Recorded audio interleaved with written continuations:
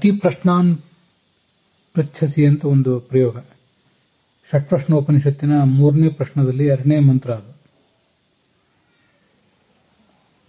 ಇಲ್ಲಿ ಅತಿಯಾಗಿ ಪ್ರಶ್ನೆಯನ್ನು ಕೇಳ್ತಿ ಅಂತ ಅರ್ಥ ಅಲ್ಲ. ಅದಕ್ಕೆ ಒಳ್ಳೆಯ ಪ್ರಶ್ನೆಗಳನ್ನು ಕೇಳ್ತಾ ಇದ್ದೆ, ಮಹತ್ವದ ವಿಷಯ, ಅದರ ಕುರಿತಾದ ಪ್ರಶ್ನೆ ಅಥವಾ ಸಾಮಾನ್ಯರಿಗೆ ಹೊಳೆಯಾದ ಪ್ರಶ್ನೆ ಅಂತ ಹೀಗೆಲ್ಲ ಅದಕ್ಕೆ ಅರ್ಥ ಆಗ್ತದೆ.